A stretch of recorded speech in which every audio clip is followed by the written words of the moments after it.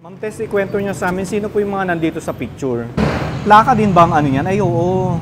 So, doon sa mga mamamasyal dito, kung gusto nyong mag-ala Maria Clara team, so pwede kayong mag-rent ng gown. Ay, comment kayo mga ka-youtubero, ano yung tawag dito? Specific na pangalan. Hindi naman kalan lang yan. O, kalan nga, pero may tawag eh.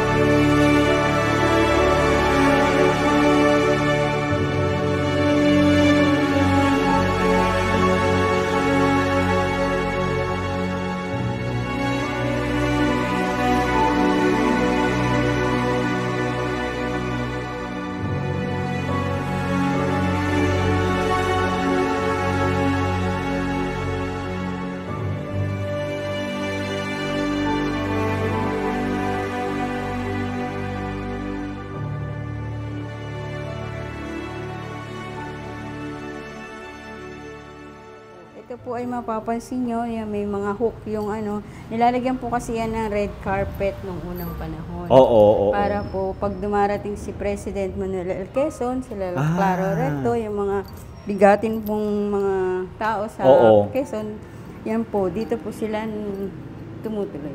Dumadaan.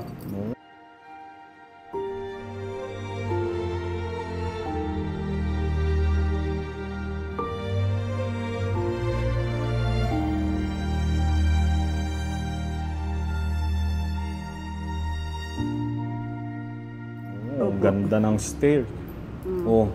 Pero kailangan ko ba hubarin yung slipper ko, ma'am? Hindi na? Okay lang po. Dandahan lang po kayo. Oo. Huli ka, akit na tayo. Wow. Maraming salamat po kay Ma'am Rebecca. At tayo ay pinatuloy sa kanilang napakagandang mansyon. So ito, madam, pag hindi kayo open, sinasara nyo yung mga bintana, no? Sarado lang po ito. Kasi yung alikabok, no? Alikabok na po eh. Wow.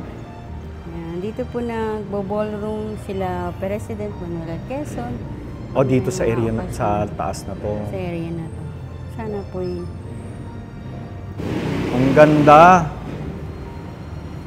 So ito pong mga gamit dito, ma'am, is original na gamit ng bahay. Opo. Lahat ito? Opo. Okay. Original pa po yan. Kasi may mga bahay ako napuntahan na hindi na original yung mga gamit. Kumbaga, pinuno na lang nila.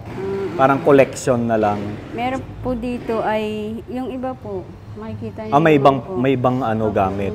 Ay, oo, yun o. Yun po ay, kumuha po kasi si ma'am ng designer. Dati po yung mga, wala naman po itong ayos. Oo. Kumuha po siya ng designer si Lito Perez sa Kamsuki, Quezon City. Lito Perez. Opo, siya po yung sa Ilocos, tsaka sa Tortuga. Ay, kilala ko yun. Si Lito Perez, designer. Napuntahan ko yung Tortuga, doon ko siya na-meet. Ayan, so, yung talaga? Siya po yung designer namin dito 2010. Shoutout kay Sir Lito Perez. Opo, yan po. Diba? Lito Ikaw pala, Perez. sir, ang designer dito eh. Siya po yung nag-design ng mga ito. Noon po pumupunta yun dito, ngayon po hindi na siya. Oo. Malayo na. Sa Ilocos po siya. Oo. Ilocano pala si Sir Lito? Meron din po kasi doon yatang lumang bahay na pinapaano sa kanya. Oo, okay. Oo. Ma'am Tess, ikwento niya sa amin, sino po yung mga nandito sa picture? Yan po si Don Catalino Rodriguez. Ito. Siya po yung lumang tao ng Villa. Siya po yung may-ari ng Villa Sariay. Si Don Catalino. Don Catalino Rodriguez. Tapos yun po yung kanyang... Ayun po si Luisita. Ay, ito yung asawa. Okay. Ito po ay tiyahin daw po ito. Tiyahin na nila yun. Opo. Doña Luisita. Opo. Ito po si Rebecca Rodriguez at saka si Ricardo Veloso. Ito yung apo. Opo. Siya po yung apo. Si Ma'am Rebecca at saka si Sir Ricardo Veloso. Ma'am, gumagana pa ba itong ano na to? Hindi na po, sir. Ang ganda. Plaka din ba ang ano yan? Ay, oo. Plaka po siya.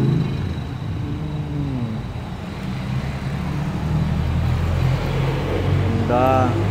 Ay, ang liit naman ng typewriter. Ngayon lang ako nakakita ng maliit na typewriter. Corona. Grabe, ang ganda ng bahay. Ayan po, ito po yung makikita nyo sa ceiling. Di ba po? Oo nga, ito sa baba, no? Opo, yung ang ganda. design po ng bahay. Buong-buo pa din, no? Tapos po yung kulay niya, mapapansin nyo po siya, alternate po yung kulay niya. Oo nga, may dark light, dark light. Opo, yun po talaga yung dinidesign. Ang ganda. Yan po yung mini-maintain nung may-ari ngayon. Galing. So, yan po yung lumang piano nila nung unang panahon. Ginagamit po nila yan pang sa music study. Oo. Pag nag-ano. Pero wala na ngayon, Wala na po. Display na lang siya. Eh, nung pinapayos po yan ni ma'am, triple po ang singil sa kanya. Ay, ang mahal. Kasi yung pyesa, no? Tapos hindi rin naman magaganda ng ayos ang tunog. Tutunog lang pero hindi naman, Kasi oo nga. ayaw na po niya, sabi ni ma'am, huwag na lang, okay na yan. Kasi balak sana nila dito magpapaturo ng mga piano, piano lesson. Yan pong gagamitin. So, eto si Ma'am Rebecca, no? Opo, Eto sila. Opo, noon. Tsaka si Sir, ano na nga pala alam ni Sir? Ricardo po. Ricardo. Yan po siya nung mga 70s? 50s? mga 70s po Mga yan. ganun, ano? May asawa na siya nung 44, 60s. Oh, mga 70s po yan. 70s, no? Ito po yung mga kapatid niya. Ito yung kapatid niya. Ito si Ma'am Rebecca, kapatid niya. Hipag. Oo. Bali sila na lang po yung may mga picture dito. Oo. Ganda. Oh, Ventanilla. Ay, hindi na natin Dito po, mabubuksan sir. yan. Matigas po. Grabe, ang lalaki ng mga bintana, ito nabuksan. Yan po noon ang ginagamit para may hangin. Oo. Wala po kasing kuryente. Yes. Nila. Kasi nga naman nung araw, masarap pa yung simoy ng hangin, fresh pa, hindi pa polluted, masarap, di ba? Tsaka yung mga tao noon, hindi araw-araw naliligo, di ba? Sobrang malamig pa. Oo, malamig pa. Kaninong bahay ito, alam mo? Kay Cayo. Rodriguez din siya o Enriquez? Rodriguez po. Kamag-anak? Opo. Cayo Rodriguez. Anong pangalan? Kayo? Cayo po ang alam ko. Kalo? Cayo. Kayo. Cayo Rodriguez. Yan, dyan po daw si President Manuel L. Quezon pag pumupunta dito sa Quezon. Dyan po siya tumutulog. Natutulog. Opo, dyan, kasi po inaanak niya daw po yan. Oo, yung dating may-ari. Dyan po siya nag-ano sa may terrace. Pero ang galing parang modern na siya, no? Parang hindi na luma. Gawa po nung pintura. Oo. Yan. 19 daw po nasunog itong Sariaya. So ito lang po ang mga natira din. Yung mga nandito sa area na to, no? Pero yung iba nasunog po. Pero itong bahay na ito, yung katabi na ito, Margarita. Rodriguez din po ito. So kamag-anak din itong mga to? Opo, ito po. Pero hindi siya open sa public, no? Hindi po kasi po yan, yung mga caretaker lang. Mga caretaker lang. Ayaw po nung may-ari. Ayaw niya. Pinsan na po ang may-ari niyan, hindi na yung original. Ay, ganon. Ang po daw niyan, ang may-ari niyan ay anak po ng pari. Ah, ganon? Opo. Binibenta po yan. Binibenta nila yan? Kaso lang wala naman pong... Walang bumibili? Kung mayayaman po ay walang mga gusto kasi kung negosyante po. Oo, syempre. Nakaharap dito. Oo nga, oo. Doon tayo sa dulo. Anong oras mo kailangan umalis, ma'am? Hintay ko lang po kayo. Sige. Oo, ito na yung isang bedroom dito sa taas. Opo, ito po yung mga kasuotan na pinapagawa na. Kay Ma'am Rebecca ito? Hindi po. Ito po yung pinagawa po namin para pag may mga bisita. Kagaya po sa Tortuga. Oo, pwede mo siyang isuot, tapos magpipicture. Opo, 200 po ang per costume. Yan 200. po yung ginawa ni Sir Lito Perez. Oh, I see. Opo, dito po niya kinapi yun. Dito po sa... Ay, oo, ang dami. Sa mga lumang dami. So, doon sa mga mamamasyal dito, kung gusto nyong mag-ala Maria Clara theme, so pwede kayong mag-rent ng gown. Tapos, pipicturean nila kayo. Sino magpipicture kayo? Sila na po, may mga nagdadala okay, po. sila na kasi may camera naman sila. Opo, kanya-kanya po. Oh, Basta kami okay. lang po, ako lang po nagsusot sa kanila. Ganon, okay. Pinapahiram nyo lang sa kanila. Magkano? Per 200 po. 200. Not bad. Ba't walang panlalaki? Di sa kabila. Meron. Siyempre, hinahanap ko yung panlalaki, di ba?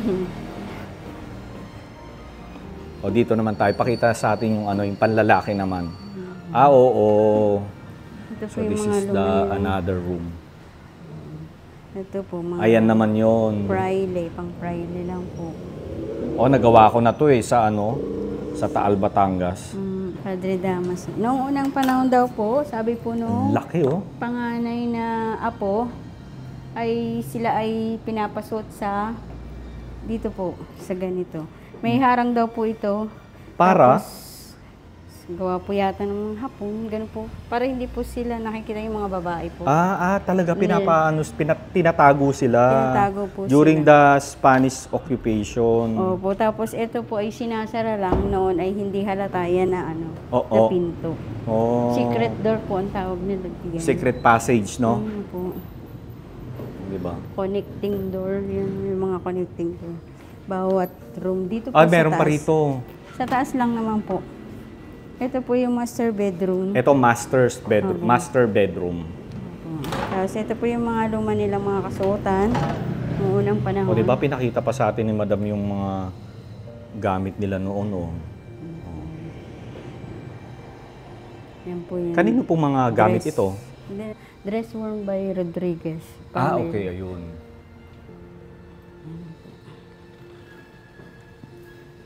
Yun na lang po yung mga Natirang mga gamit nila. Yung iba naman po kasi. Ang ganda nito. Pinagtatapunan nila. Hindi nila alam na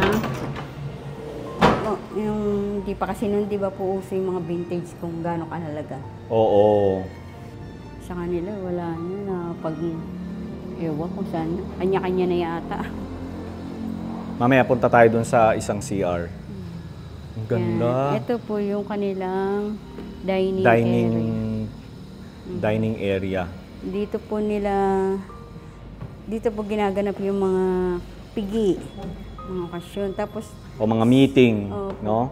Pag po daw ay nilalagyan daw po yan ng harang para ang nakikita lang ay yung mga yung sa VIP po ay yung pinaka-mayordoma lang po. Okay. Yung sa gigilid po ba? Oo, sa gigilid. Galing may mga paintings talaga, kahit saan. Opo. Wow. Ang ganda.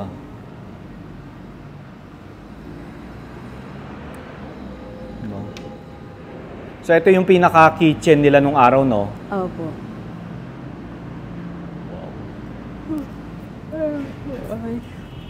Ang ganda. Buong-buo pa din. Ito mga Nara to feeling ko No? Oo. Yung hagdanan po parang po yun? Mulabe. Ano po? Ito parang mulabe to. Opo, yung naitim yung kahoy. Oo. Habang tumatagal, umiitim siya. Tsaka parang habang tumatagal yung mga kahoy, mas lalong tumitibay. Ito yung hindi mo mapapakuan, di ba? Opo. Matigas talaga. Opo. Ang gamit nga po nilang pako, yung kahoy din Kahoy siya. lang din, like yung mga sahig. Oo. Di ba mga lang to? Kahoy din yung nila. Yung mga dugsungan nga nitong mga kahoy. Oo. Pati yung sa mga ganyan. Kasi po matitigas talaga siya, hindi siya hindi napapako, hindi tinatablan.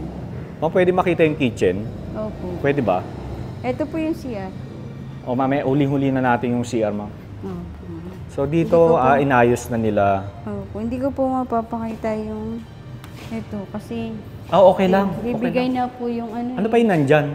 terrace veranda po. Diyan po Okay. nagmamadyong sila. Ma'am. Alam niyo naman madyong ang... Oo. Ikaw ba, ma'am? Hindi ka mahilig sa mahjong? Hindi po ako marunong. Ito ref ba ito nila nung araw? Opo, ito po yung freezer kung tawagin. Freezer. Mga anong taon ito? Alam mo? 1950s, 60s? 70s po Mga ito. ganun na. Ay, po ito 17th centuries. Parang ganun. Oo. King po siya. King ang brand. Pero sabi ni Sir, yung mga 1940 daw. Mga ganon. Hmm. Pero ito napinturahan na siya, no? Opo. Oo. Pero ano po yan, parang, kung tawagin po ngayon ay cooler lang. Cooler lang siya. Opo, kasi nilalagyan lang po siya ng bloke ng yelo para lumamig. Oo. So, ito naman po ay ito yung lutuan nila noon. Opo. Depende, ito po yung lagayan ng kahoy. Ay, oo. Tapos ito po, depende po sa Laki ng kaldero. Opo. May mga ganyan-ganyan pa pala nung araw. Anong tawag sa ganito? I'm sure may tawag sa kanila dito no? Oo.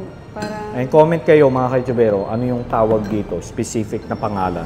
Hindi naman kalan lang yan. O kalan nga, pero may tawag eh. Ayan. O, di ka na dito na tayo hindi sa... ba yan oven? Oo nga, hindi. Hindi na. Oo nga, no? May pumunta na dito,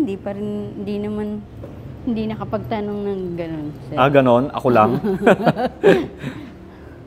So, ito na yung pangalawang CR, ano? Ito po yung pinaka-main nilang CR. Oo. Diba? Sa taas. Parang ito, ano na, Mga 90s na po ito. Mga ganon? Opo. Oo. Oo, iba na yung bathtub, bathtub eh. Bakal po yan, purong bakal.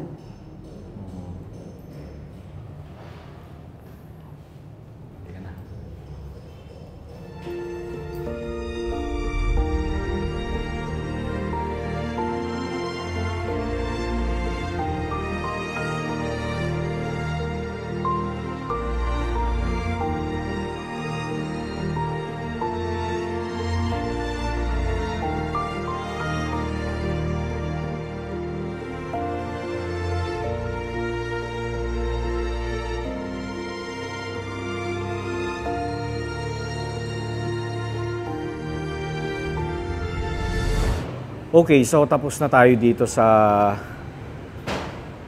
bahay na ito, sa napakagandang bahay na ito ng Catalino Rodriguez Ancestral House. And so maraming salamat kay Ma'am Rebecca, ang may-ari ng bahay na ito, ang Ancestral House na ito. Magiging isang bed and breakfast, and mabalikan natin kapag natapos ng gawin itong hotel na ito. Ayan, so marami pang kailangang ayusin dito sa bahay na ito kapag ginawa siyang isang bed and breakfast. Pag ginawang hotel. Hindi ka naman? O, next year na, no?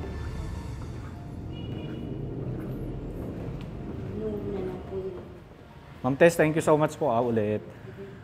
Okay, mga ka-YouTubero. So, paalis na tayo dito sa Don Catalino Rodriguez Ancestral House. And inuulit ko lang, maraming salamat kay Ma'am Rebecca, ang nagmamay-ari ng bahay na ito ngayon. So, siya yung third generation. Ayan.